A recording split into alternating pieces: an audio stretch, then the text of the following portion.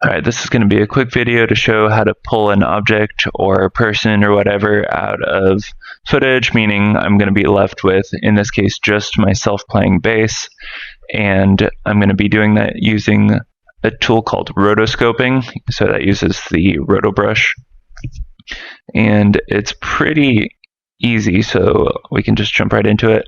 I'm actually going to be pulling myself out twice, so I'm going to duplicate this with Control D and go ahead and make that invisible for now.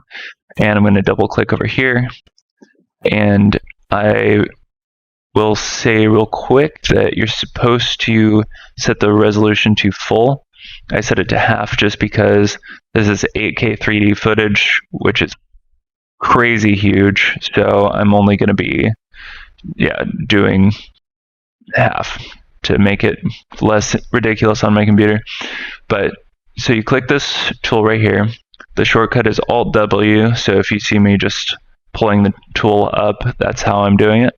So then you just click and paint. You'll see a line making, I guess. Yeah, sorry, it's being slow. There you go. All right, this is what you're supposed to see. And so I'm just going to lazily drag. I'm actually using a trackpad currently, so this is going to be imperfect, but that's one of the nice things about roto brushing is it does a lot of the work for you.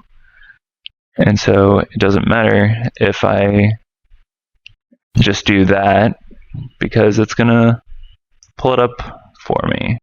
So we're just going to quickly get everything. This is all supposed to be included, so we'll just get all of that. Yoink. Cool. And so the green screen already wasn't really working for me, but then it apparently also went off the green screen, so definitely wouldn't have worked. But with rotoscoping, it's not a problem. It will take a long time for this to process due to the size, as mentioned, but worth, because then the footage is usable, because I no longer have access to this camera. We were just renting it temporarily, so there we go. So one of the things that people kind of gloss over when showing how to use this tool is the way to get rid of different parts with it. So it's actually really easy as well. You just hold the Alt button, and then it becomes red, and then you just paint it in. And apparently it removed way more than I wanted there, but it's because I hadn't drawn this part. It remembers what you've drawn. So now I'm saying, no, I do want this included, promise. And then it should do better. Yeah.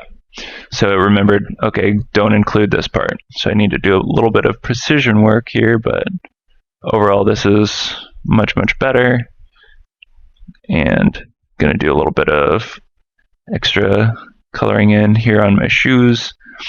And I won't make you watch the part 2 of this where I do the other video, but I'll wrap this up here shortly and you'll be able to see what it looks like with just the rotoscoped visual. You can see what it looks like with me just pulled out from the video.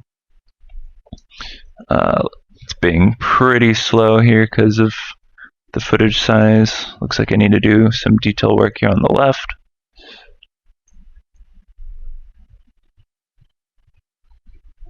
Alright. I don't really care about that string, but I want this part. And then I need to get this green screen out of here. Because, actually, I'll pull it up now so you can see it.